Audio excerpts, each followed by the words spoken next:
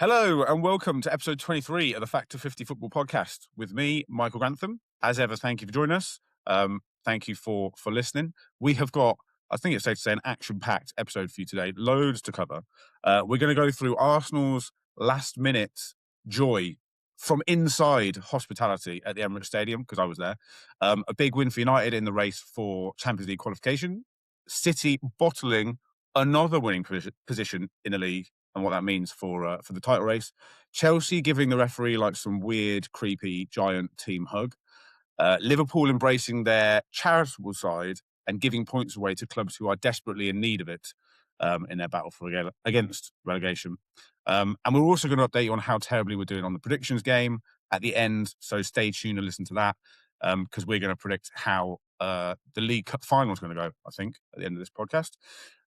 And with me, as ever, to get stuck into all that is a man who probably didn't even celebrate St. Patrick's Day yesterday, despite pretending to be part Irish. It's Adam Farrell. Hello.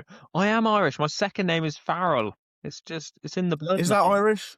It is Irish. Is it Irish? It's very, very Irish. Do you know what? Actually, yesterday I went on a client trip to Nottingham.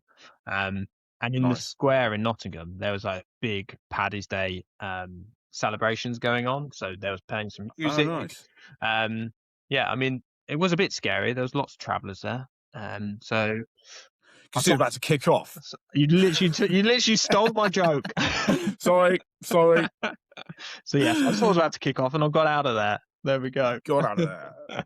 If any listener knows the what program that's from, I can't even remember what program that's from now. But I'd love it if someone got that reference. That would be great. You're our kind of people if you get that reference. I think I know what it is, but I don't want to say it in case a listener knows. So yeah, please message us. We'll see if someone knows.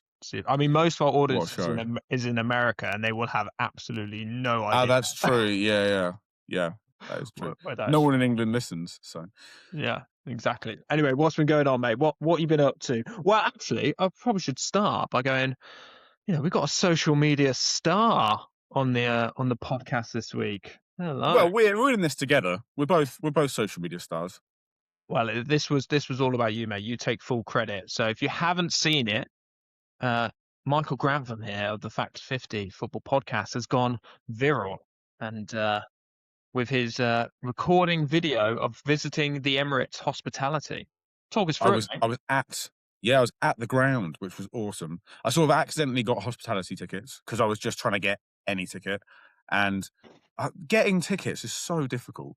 I can't remember if I said last week like I was trying to get tickets or if I had a ticket. I can't remember when I got it, but I was like 3 or 4 days after realizing I could go, like hitting refresh, trying to get a seat, get it into your basket, and then like by the time you've clicked add to basket or whatever, the ticket's gone. So I happened to like the one that I managed to get into my basket was a hospitality ticket.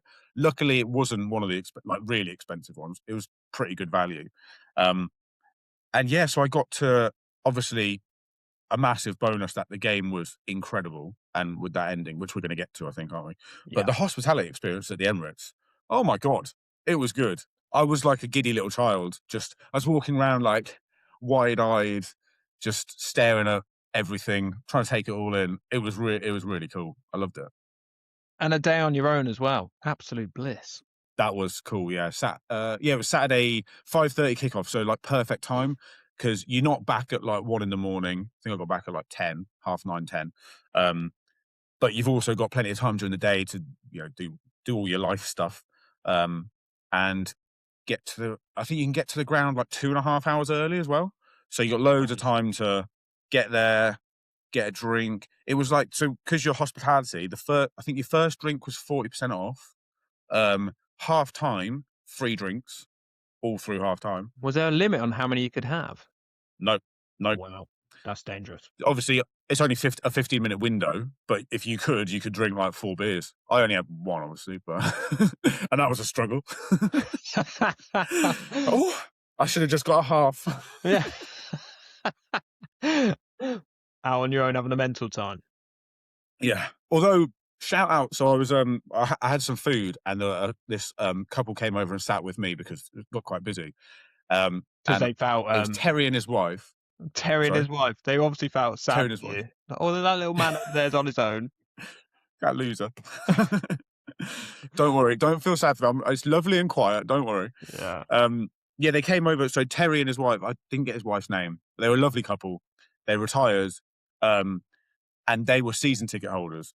So they were giving me tips, and they were like, at half time when the free drinks come out, because I didn't realise it was free drinks. It's like, can you tell I'm new here? He was like, don't join the queue. Stand at the end of the bar and just sort of lean, and catch the nearest like server's eye. And that's exactly what I did. And I got served within like a minute, probably. And there was this obviously massive queue of people running to the bar to get the free drinks. But going right to the end, there was like barely any queue there. And because there's a till at the end, that person kind of serves those people really quickly. So shout out to Terry, because that's how I got my pint and back to my seat in time for the second half. Big Tao, well done. Good, Big Tao, good yeah. work. Lovely guy. Loving Yeah. your work. Oh, fantastic. Yeah. Yeah, and it was a good game to see, wasn't it, as well, with the Max Dowling. Unbelievable game. Yeah. I was going to ask, can you remember what we were doing at 16 years old? Because I can't. Well, he's scoring Premier League goals. We've been looking at photos recently, because obviously for the wedding we were looking at Yeah. photos of us when we were 16, and there's video of us where we are definitely 16 playing hide and seek Tig in Jeffson Gardens. Yeah, that sounds about right. And yeah. you were, of course, you were extremely sweaty, red-faced, and dripping. I was very overweight as a child, listener. Yeah. I think that's actually why I started trying to get fit, because I just couldn't. I wasn't very good at hide and seek Tig. Well, yeah, we were taking it very seriously. We were talking tactics and all sorts. So yeah. Max Dowman can be scoring Premier League goals, mate, but he's quite good, isn't he? Tig. He's probably quite bad. How's your hide and seek game, Max? Yeah. Come at us. See what you can do. What have you been up to this week then? Oh, not a lot. I'm stressed to my eyeballs with work, but that's boring, so we won't talk about that.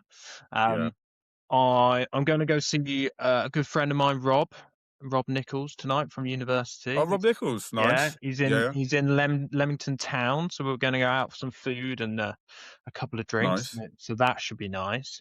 A couple of drinks, or I'm going to be driving. I'm going to be driving. Okay. I think he might be. I think he's got a hotel, so I think he might be going on it. But definitely drive then, because you got that excuse. I can only have two. Sorry. Yeah. Just a half for me, please. But in other news, we have been scouted here at the Fact. Oh, we have, podcast. Yeah. So we have been invited onto another football podcast. What's it called? I think it's called Stick to Football by the Overlap. Oh yeah, I think it's that little pod. Yeah. Some guy called Gary Neville runs it. No, we've not been invited onto that. We've actually been invited on. It's only a matter of time. I'm sure it happens soon. We've been invited on to the BCFC, which is the Birmingham City Football Podcast, Fanzine TV. And we had a quick look, didn't we, at their socials and stuff. They've got their own website. They get way more viewers than us. And they're proper. They're a professional outfit, I would say. Oh yeah, they've got a data analyst there and everything. Like, they know what they're doing. Have they? Well, one of the presenters, I think, is a data analyst. So. Oh wow. Yeah. Whereas you're cool. You're a PT and I'm a recruiter. So. Are we going to show ourselves up though on this podcast? Well, we did say in our messages, didn't we? Go, we can only bring poo chat. Is that? So are you sure? Are you absolutely sure you want to? I mean, he said he's listened to us and he thinks it was. I think his words were quite good. Okay, I'll take that. Yeah, I mean, we have got that's possible. Got at least 4 or 5-star reviews, mate. So latest, 2 of those are definitely us. Yeah, it's true. Yeah. Okay. No, that would be really cool. I was thinking about it. I am worried about because when I hear Birmingham City, I just think of Obafemi Martins and the League Cup final in 2010, and I'm just worried I'm going to get a stick for the whole half hour or whatever we're on there for. But it'd be good fun. That'd be cool. It'd be good fun. You know, we're turning our eyes to the Championship, trying a bit of that, see what it's like. Yeah, seeing what's in store for Tottenham next season. Exactly. Well, anyway, let's dig into Arsenal. What a night for Michael Grantham. He was there in the flesh, beating Everton 2-0 and got to see the youngest ever goal scorer in Premier League history. So cool. Max Dowman's. So Yeah. talk us through it. Oh, it was awesome. So, well, yeah, ignoring the hospitality side of it, which was incredible. The game was really. I thought the game was quite good. We've been in really good form, but we've not been playing great.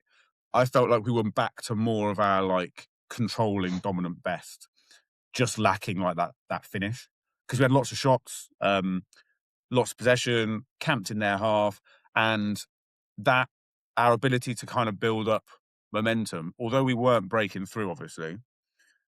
I don't know, it seemed to pass to the crowd and the crowd fed off it and fed back to the players.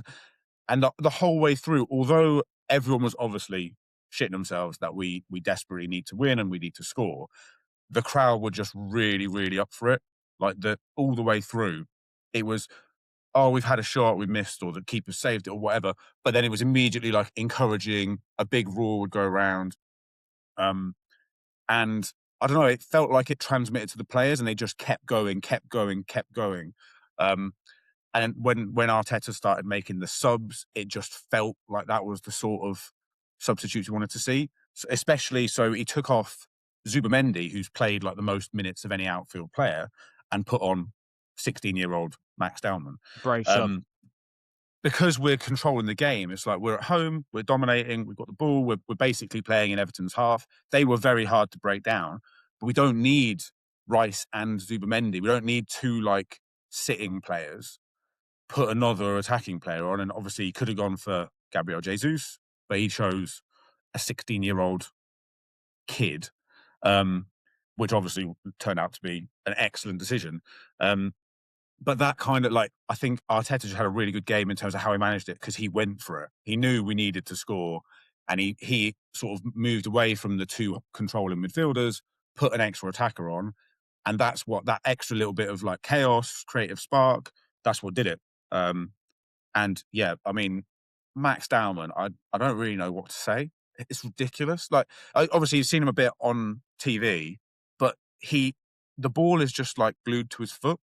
He can just, for a six, I think often you see in like under 18s or under 21 football, a player will be really, really technically excellent and he'll just boss that level.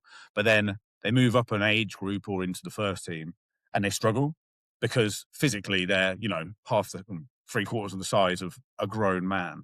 Max Dowman can just breeze past anyone. And you could see it. He was on the right and Mikalenko was Everton's left back. He just stood off him. Like he wouldn't go and try and tackle him because he knew Max would just like, well, and he did 2 or 3 times. Either he'd beat him on the outside and get a corner or a throw in, or he'd cut inside. He had a shot before he scored that he skied it, but it was a very good chance. And I can't remember the stat, but Max Dowman had like, it was like the most take-ons, the most successful dribbles, like the most key passes or something, and he was on the pitch for 15 minutes, and he's 16 years old. Wow.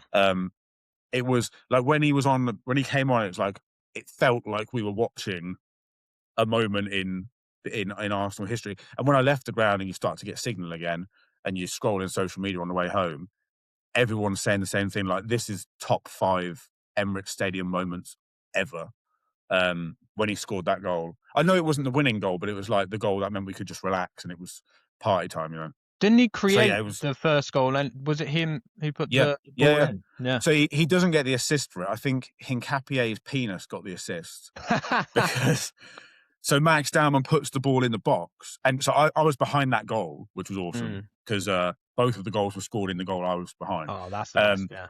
So Max Dowman puts it in from the right, and then I could see I was sort of from that angle. I was behind that angle the ball came in, and you could see Pickford think, "Oh fuck, that's a good ball," and he went for it. He got fingertips to it, deflected it into Hincapie. It was somewhere around the groin, and then obviously it bounced off of his groin across goal for Gyökeres to tap in. But the pre-assist, if you like, the cross was Max Dowman, and then just set up perfectly for that. Like it's such a weird goal because it's so rare that you're going to score like 15 seconds before the ball goes in the net. So it was just everyone was just on their feet like bouncing before the ball's gone in. And that little nod past the defender and then cutting inside. I think it was Dewsbury Hall or someone who he did the classic slide tackle and just kept sliding whilst Max Dowman's running the other way. A bit like Jesus against Man United a few seasons ago, where he chops inside. I think it was Dallo or somebody, like just flies the other way. It looks great. And then he's running literally 60 yards into open space to tap into an empty net. And it was like a party in the Emirates for 15 minutes or so. Like no one left at full time. It was all Really? just, yeah. What a game to go and see! Like, awesome. And It I was know so people are good. saying like, "Oh, try not to get too excited. We've got to protect him." Yeah, we've got to protect him. But this is what we get into football for. Like, new players Yeah. coming through. Like, I love the fact. I'm assuming he is English. I'm going to say he's English. Yeah. Yeah, Yeah. he is, yeah. New English prodigy, 16-year-old, looks the tits. He is going to be amazing. The tits. He is the Yeah, tits. so in preseason he played a few games in preseason, and everyone was like, he's because he was still 15 then. Like on the Arsenal podcast and stuff, they were talking about him, but trying to play it down because I don't think it's right to kind of put a 15-year-old or 16-year-old even in the limelight. But they were saying this week, like, there's only so much you can do. He's the youngest goal scorer by like 200 days in the Premier League. He's in the spotlight now. Like, there's nothing, you Yeah. can't keep that talent secret anymore. I'm just glad we've got him signed up to he can't sign a contract yet for another nearly a year. I think it's 17, isn't it, in Premier Got League? pre-contract. But he's on like a pre-contract agreement thing. And in there was talk when he was sort of 14, 15 of how good he was at dribbling, and how close the ball stays to him, even when he's moving at like full sprint speed. And people were saying he dribbles like Messi, and I'm thinking, like, come It's on, always the that's comparison, ridiculous. isn't it? Yeah. Yeah, but it, like, the shimmy of like the drop of the shoulder and the way he just like he effortlessly just goes past grown men, like literally twice his age. He is a bit like Messi in that, and obviously there's got to be lots of other elements to his game that will hopefully develop over the next 3 or 4 years. But if he carries on, like, if he keeps developing over the next 4 or 5 years, I mean, 5 years time he's gonna be 21. That's still young. That's scary, isn't it?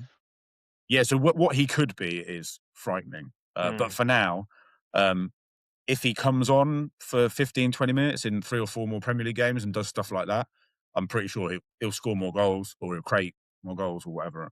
It was cool. And I love the fact that I can say, like, I was there when he scored his first ever league goal. Yeah. I was there earlier in the season as well for his first ever start. I think it was the Brighton League Cup game he started. So I've seen his first ever start and his first ever Premier League goal. Yeah, that was pretty cool. Yeah, it was cool. Pretty cool. It was really great, cool. Great moment. So the league is wrapped up then, surely. No, it's not. It's wrapped up. It's done. We can't go there. We can't go there. It's done. It's not done. So I was thinking, so it's 9 points. City got a game in hand. So let's assume they win that. I know it's an assumption, but if you're thinking worst case scenario, they win that, it becomes 6 points. We maybe lose at the Etihad, it becomes 3 points, and then we got that's 5 other games, and we can only afford to slip up in one. So yes, we've got some breathing space, but it still doesn't mean it's done.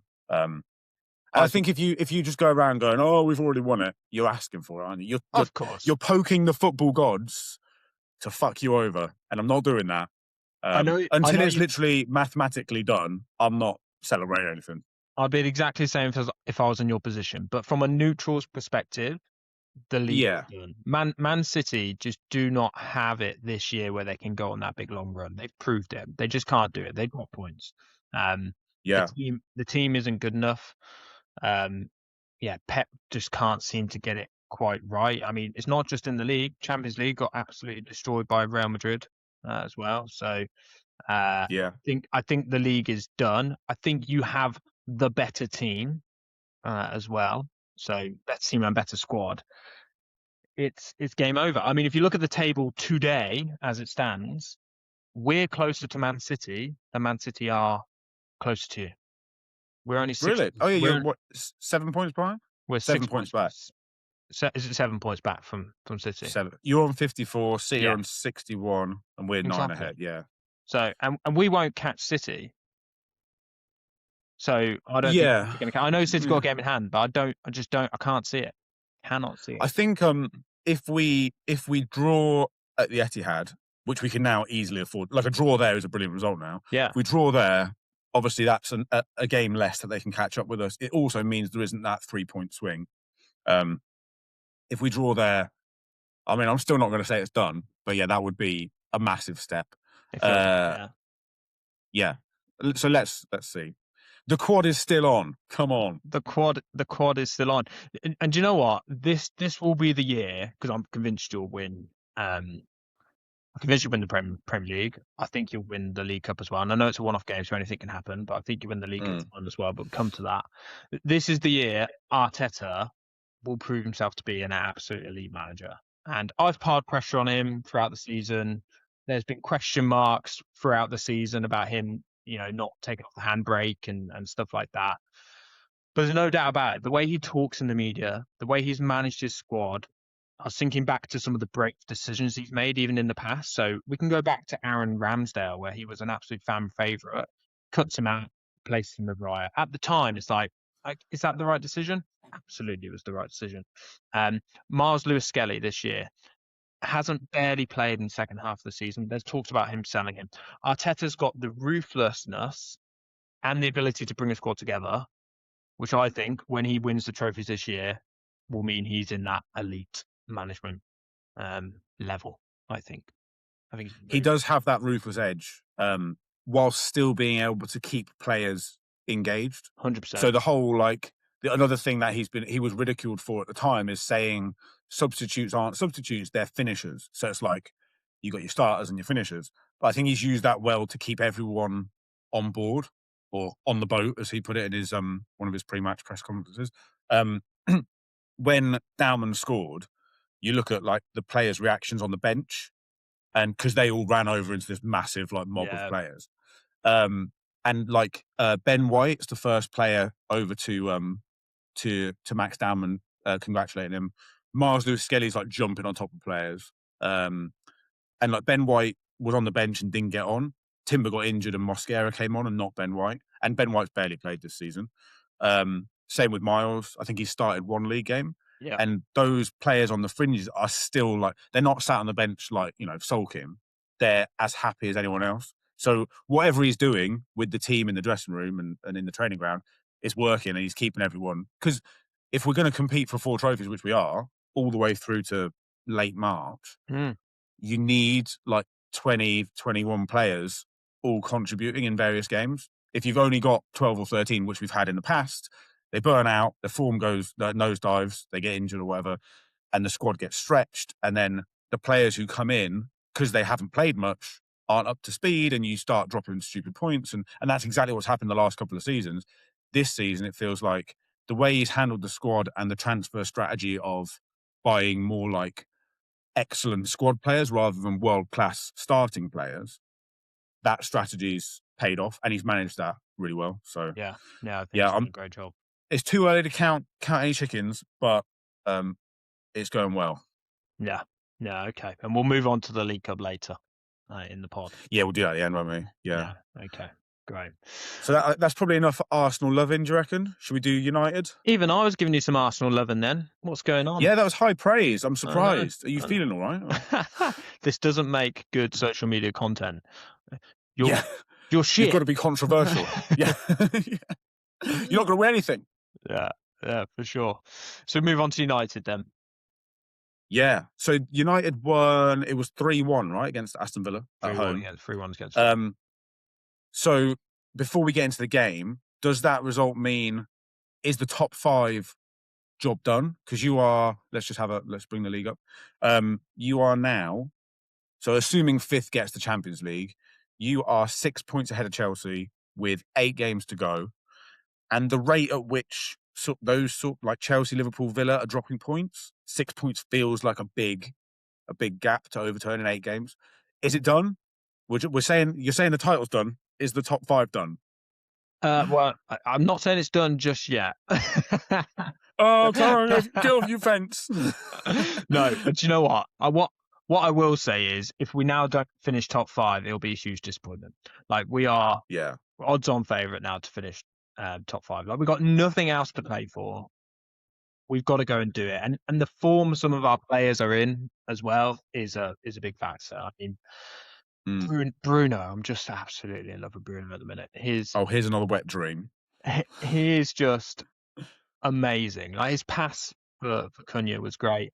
Did you see it? Like it was really interesting because I think it was Mbeumo who ran offside, and then I think somebody predicted this before the game. There's this clip going around that somebody literally said that we do this. So somebody runs offside, okay, so it sort of distracts the player, and then as they're coming back onside, someone else runs into that position, which is what Cunha did.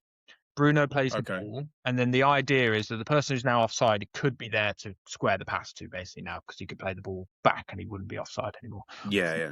Cunha didn't need to do that. Great first touch from Cunha as well because it puts him in a position where he can hit it on his favoured foot and put it into the goal. So, but yeah, Bruno's passing is just outrageously good at the minute. Casemiro scoring another header. Another one. Do you know he's got more Premier League goals than Saka this season? Yeah, he's got 7, hasn't he? Got 7 Premier League goals for a 34-year-old defensive midfielder that footballers left him, apparently. Yeah, I suppose Jamie Carragher looks a bit... and I was also very critical of Casemiro. I still don't think... I think there was a season where he was kind of... Either United... Well, it's a bit of both. United were a mess, and he just didn't look interested. But, I don't know, maybe it's a combination of Carrick putting players in the right place. So his role is much clearer. And also he is having a good season, scoring lots of goals. Well, when we had Amorim, so fair play. It was Casemiro and Bruno playing as almost like the two sitters. So of course Bruno's going to go one and just going to leave Casemiro completely on his own. Whereas now playing along Mainu, and who's he's not a Bruno, he's not going to free to go anyway. He's a bit more tactically, stuck to a position. It just helps massively. But I do. Go ahead. Oh, sorry, go on. I was just going to say he's won the Champions League 4 or 5 times with Real Madrid. Yeah. So when I was giving him stick and when Jamie Carragher said that stuff about football's left him and everything, I don't think I know players age out of their top form, but his position, that sort of sprint speed, that top level sprint speed, isn't that essential if he's covered by other players around him. So I don't think you win 4 or 5 Champions Leagues and just have your level disappear overnight. No, definitely not. And I think he's actually a little bit mispositioned. He's not just sitting. He's not as he scored 7 goals. Yeah, he's not Zumendi. What he would do is a bit more box to box than that. He will run from deep. So yeah, it feels like we've got some players in form. I think obviously I put a lot of pressure on Carrick before this and said, can he set up tactically? And one thing he absolutely did was put Sesko back on the bench and play Brian Mbeumo as almost a number 9 and bring Ahmad back into the team, which really worked. Was that the right thing to do? It was just far more rotation, whereas when we had Sesko starting, it's okay, well, Sesko's always going to be in the middle and you've got your 2 wingers. He just stays there. With Cunha and Mbeumo and Ahmad, they can just all switch positions, which makes it difficult to keep track of. And then Sesko always comes on, being that finisher, as Arteta likes to call him, and grab him. Finisher? Well, what sort of bullshit phrase is that? So yeah, it feels like Carrick got that absolutely bang on. So he's put himself in a good position, I think, to maybe get the job. Yeah. Are you still adamant he shouldn't get it? Because I saw Wayne Rooney this week has said he's come out and I think it was straight after the game, called for Carrick to be given the job. When a club legend like Wayne Rooney's saying it, and I think I read it on Sky, so it's all over the mainstream media. Is that going to just only sort of build the pressure on the board to give him the job, or should they still hold out and wait to the end of the season and appoint someone else? I think you still hold out and assess options. I'm not saying that it's a flat out no now. Oh, I can feel you turning. I'm crumbling. You're swinging. Give him the job. Carrick's at the wheel. Yeah. No, I think you assess your options. A good team, a well-run club would wait until the end of the season, see who else is available, and assess your options at that point. Don't commit too early. Don't commit too early with it. And look, Wayne Rooney's going to say that. Wayne Rooney and Michael Carrick are best friends. When Carrick got the job, he was on holiday with Wayne Rooney at the time. So, so of course he's going to be saying that in the media. Like if you were up for Arsenal manager, for example, I'd be telling everybody. Absolutely do not give it to him because he's a waste of space. I was going to say, there's no way you'd do that. Yeah, he's absolute shit. A real friend denies you the opportunity of a lifetime. Absolutely, yeah. Slags you off no end.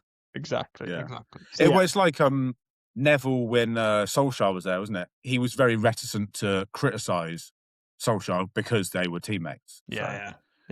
It's difficult. They've got their backs. Yeah.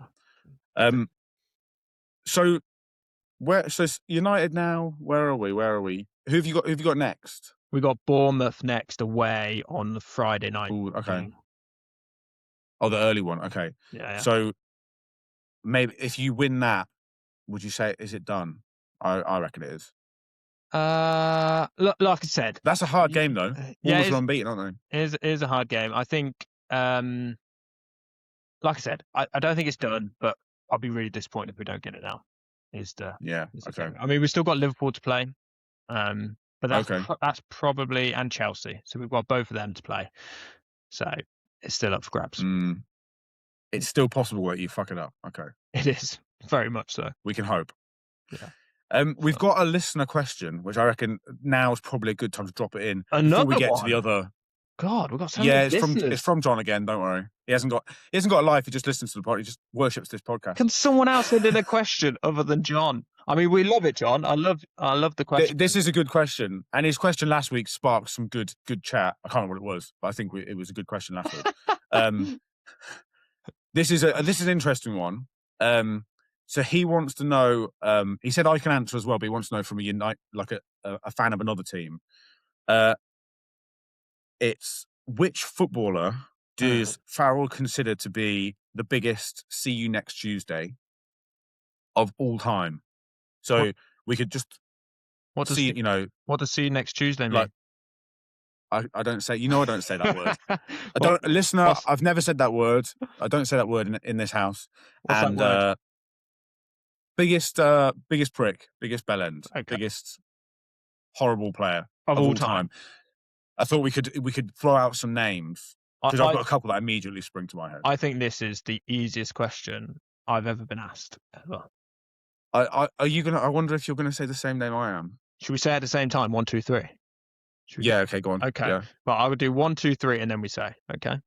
Okay. Yeah. 1, 2, 3. Joey Barton. Yeah, there you go. There we go. Honestly, listener, that was not scripted. That is not in our Google Doc. But yeah, that was the first one that came into my head. He is, and also since he's retired, I think he's proven himself to just be a detestable human being as well as a shithead on the pitch. He's just an absolute cunt. There we go. Let's move on from that section. I think that sums up nicely. You're right.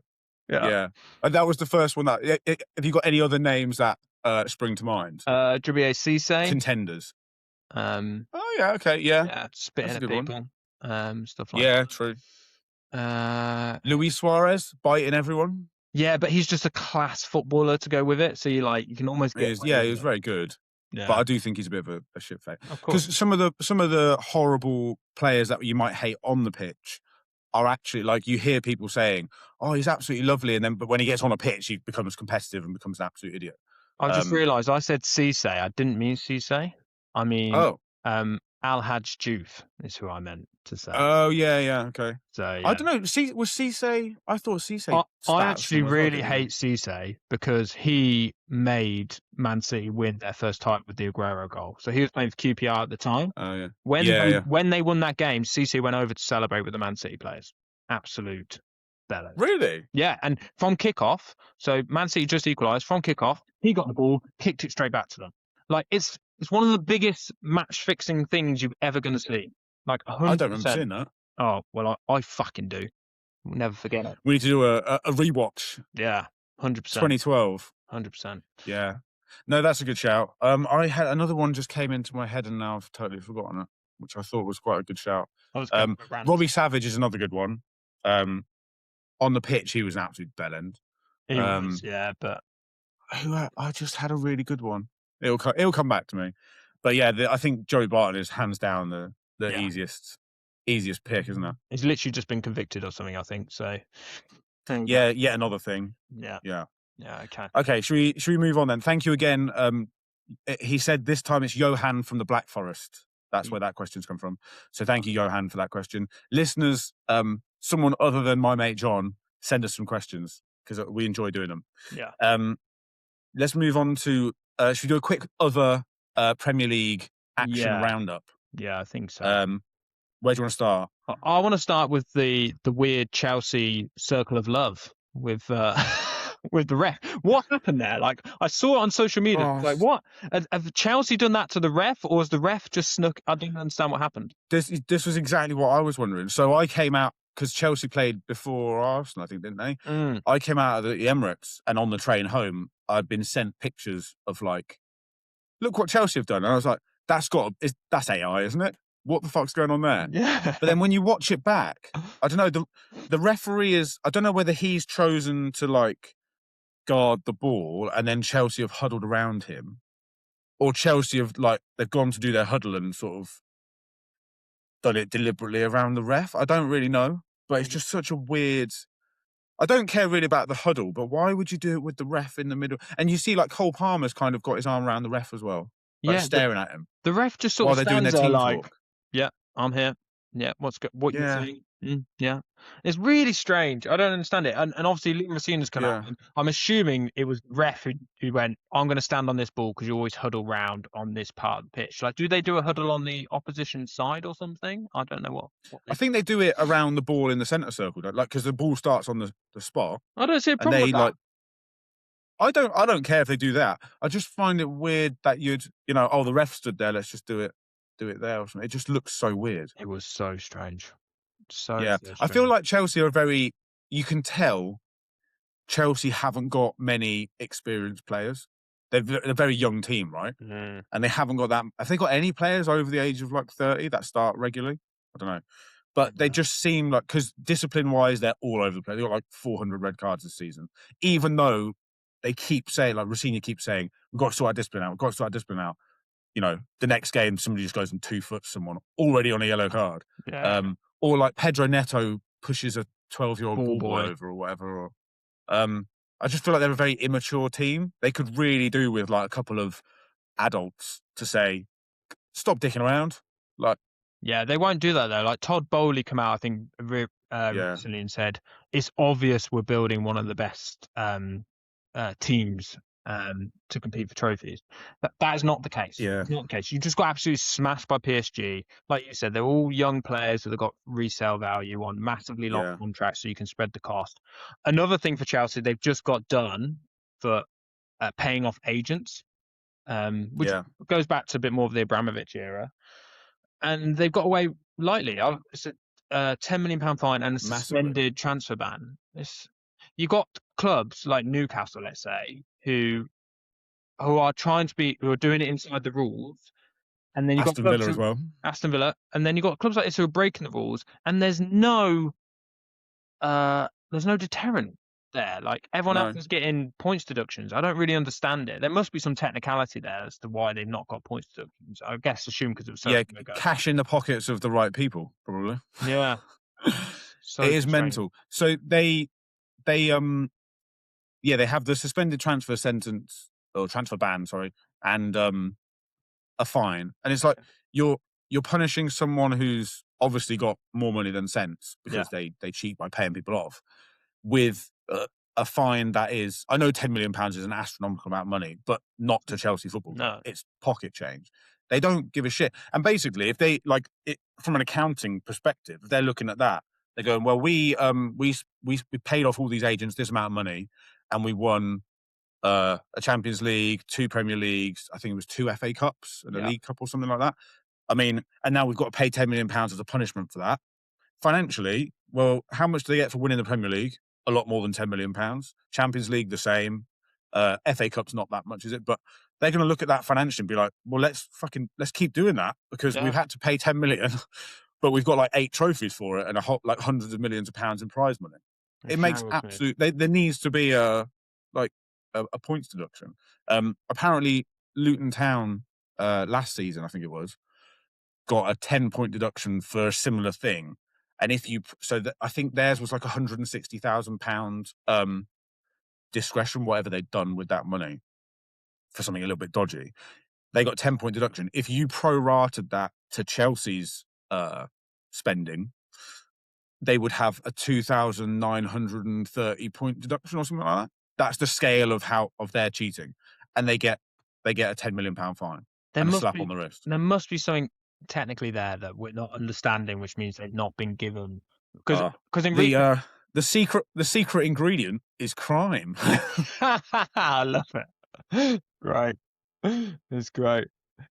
But that's all I can think. They're just paying the right people to. And also, what precedent does this set for when Man City get their punishment? In inverted commas. I think Chelsea didn't get like points deductions because it happened when FFP wasn't a thing. I think so. When the crimes were committed, it wasn't when FFP was there. So you can't be judged by those rules at that time. That's the only reason I can think why that is. Yeah. I don't want to make this all about Arsenal as well, but I find it ironic in the week that Chelsea have literally been punished for cheating and Man City are allegedly cheating 115 times. There's headlines and articles about Arsenal ruining football when like these teams are literally cheating. So I saw that. Was it John Obi Mikel that you've got an issue with there? Yeah. Well, I think his comments were just like he was saying about what Arsenal are doing is cheating, and they shouldn't be recognised as Premier League champions if they win it. Is he saying that just because you're set pieces and corners? Is that what he's saying? Yes, he's saying what we do at set pieces with like the blocking of defenders and being good at them, putting good balls into the box. He's saying that that's cheating. Right. What are you talking about, mate? You're an experienced, respected ex-footballer who won loads of stuff. You played at the very highest level, and you come out and say, I think maybe like it is just clickbait, isn't it? It's just people wanting to. I never liked John Obi Mikel because he was actually a United player and went to Chelsea. Was he? Yeah. So we had him all signed up, and then he went to Chelsea. Prick. Scumbag. Yeah, hate him. Okay. Should we do a League Cup final preview? Ooh, final time, baby. Yeah. This is what I'm not playing on neutral. But for me, I love when there's something on the line. Finals, I'll watch them all day long. I love that sort of thing. How are you feeling about it? Good, I think. Yeah, we come into it in good form. City are in bad form. I'm nervous because it's a final. I think it will still. I stand by what I said. It will have an impact psychologically on the players for whoever wins. But we've got that like little buffer in the league as well now. So I think it will mean more for us if we win it than for Man City. But I still think it's super important for us to win it because just to get that like one over on them, to extend their bad form. And then we go in, I think it's the international break, isn't it? After this weekend. So then they're going to sit there for like 2 weeks. They've just been knocked out of the Champions League. If they lose the League Cup final, they've lost that. And 9 points behind us in the league. Psychologically, that's a massive kick in the nuts, if you like. So it's a big game. I've always wanted us to win the League Cup because I think the last time we won it, I was like 4 years old. Like I don't remember. I think it was 93 or 94. Oh wow! When we won it, I don't remember ever. I've never seen us win the League Cup. Basically, well, you have been shit for a very long time. So Arsene Wenger just played the kids, didn't he? And he got to a couple of finals, but then he would get to the final and he'd be like, "Well, you guys got us here," and he like I think it was 2006 or 7 or something, where he just played against Chelsea. He played, 17, 18, 19-year-olds. And I think we lost 2-1. But he, like, fair play to him, he stuck to his guns. He was like, nah, I'm just going to... Not really fair play to him. You missed out on winning the trophy. Like no one He gave will youngsters remember a that. chance, didn't he? Those youngsters then develop, they get into the first team, they Still shit. bring all the trophies that they brought afterwards. Yeah, of course. Yeah, loads more. Yeah, but like Mikel Arteta is infinitely more pragmatic. Yeah. He will play, and I think his team selection. We haven't really talked about Champions League, but his team selection last night kind of informs a little bit, because obviously it was still super important to win last night. But it informs who he's going to be starting in the League Cup. So like Hincapié came in and Calafiori was on the bench. Gyökeres started and Havertz was on the bench. There's I think a couple of indications as to who he's saving for the League Cup final. This is where I look stupid. He just plays Hincapié and Gyökeres. No, I think. But yeah, I think I feel pretty good about it. And I'm looking forward to like a finalist. Super exciting as well, right? Yeah, really exciting. You're in the best form. Haaland, just can't seem to, get up and running again. Yeah, I think it's all there for Arsenal to win, but it's a one-off game, and you never know. Pep can just pull off a masterclass. But he is also known in finals of just doing something random and doing weird stuff. Yeah, just doing weird stuff. So hopefully he does something else like that again. Did you see Sky Sports? Like when they were sort of advertising it, they were selling it as like it's the top scorers against the top defense. Did you see that? No. And you're about to tell me both of those things. Both of those things are Arsenal, yeah. It's like there's some sort of thing in the media about like, yeah, Arsenal are shit attacking and they just defend and they win 1-0. It's like, we scored the most goals in the league, more than Man City, and they apparently have the best attack. Like, no, that's us as well. Fuck you. Arsenal is Arsenal. But there are like, I'm reading stuff about, Arsenal are going to be the worst Premier League champions in history. Fuck off. Yeah. Look, we've been really good. You've been the best. Yes, we're good at corners, but we're really good at everything else as well. So you have been the best team throughout. Yeah. Do you know what? I used to love watching those build-up and promo videos of finals and stuff. But that Mitchell and Webb look has just ruined it for me now. Football. There's another game of football. That will be happening this weekend. The Giants of Southampton take on the Titans of Portsmouth, making them both seem average-sized.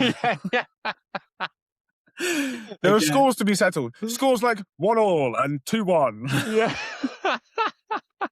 If you haven't seen the video of Mitchell Webb, you've got to watch it. YouTube that. It is very funny. It's very funny. If you don't know what we're talking about, you've got to go and instantly YouTube that. Yeah. I feel as well like I really like it because it's David Mitchell does that sketch, and I feel like it's just him. Yeah, it is. Talking like how he feels about football because he hates or doesn't really like sport. He's not a big fan. He's not a big fan. So good. Okay. So are we going to do predictions for the League Cup final then? Yeah. Your game in the league. I threw this out there. We could do double points for the League Cup final because it is a final, but it does. Is that anything to do with you being further behind in the predictions game? Well, but it's a risky tactic because you could go further ahead. Yeah. But who gets to predict first? Because I've got my score that I want to predict. Let's do normal. We won't do double points. I think we do normal. Okay. I don't mind. I'll go double points if you want. Nah, not at this point. I don't. I'm so far ahead.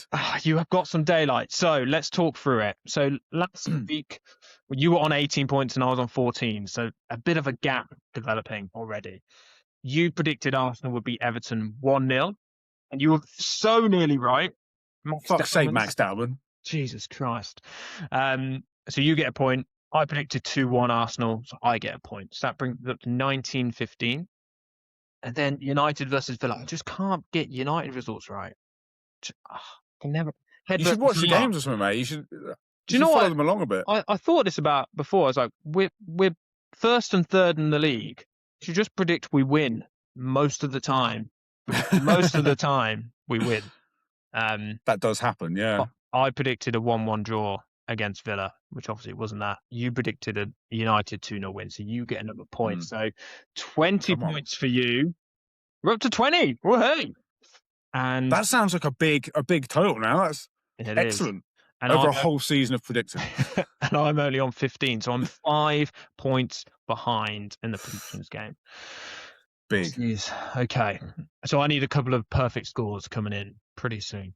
But you get two. You could turn that around in 1 week, couldn't you? If you got two perfect scores, which I appreciate we've never done before. You could do it. Could do. Yeah, could do. Yeah. Right. Bournemouth versus United. You chose first last time, so I'll choose first Okay. this time. So I'm going to follow. I know Bournemouth are in good form. We're away from home, but I'm going to go with what I just said about predicting United to win. So Here we go. Bournemouth are unbeaten in like 13 games or something, aren't they? Stop throwing out these stats. You don't listen to stats, do you? You just go with your gut. I'm not a statty man. No. But maybe I should. Anyway, I'm going to 2-1. Maybe you do better. I'm going to go 2-1 United. We're away from home. Okay. What are you going for? I'm going to go... I'll follow the stats. I'll go... Bournemouth's going to win. I'll go 1-1. I'll go for a draw. Okay. I like it when you go draw because there's, statistically, that's the least likely option. Yeah. I think Bournemouth will concede, but I can see you scoring 2, so I'll go 1-1. Well, we'll immediately roll you into the League Cup final. What's your predictions? So this is the first prediction I've actually thought about before we got to this point. I'm going to go... Oh, should we also clarify it's at the point of full time, or are we doing like after extra time? Oh, where are we? Let's do point of full time. So betting rules. Okay, so at 90 minutes. I'm going to go 2-1 Arsenal. Okay. Is my prediction. Because I think we are... I know anything can happen, but I think we are slight favourites, and I think we're playing quite well. And we've got some players coming into form, and City are struggling a little bit. So, yeah, that's what I'm going for. I'm going to go 1-1, and I think it will go to extra time. And penalties, or you think it's settled in extra time? I don't know. Usually if it goes to extra time, it usually goes to penalties, doesn't it? So, yeah, probably penalties. Who do you think is going to win then? You got to call a winner. I think Arsenal will win the League Cup. I think I predicted before Man City would win it, so I've changed my mind on that. But just Man City's recent form has just been awful.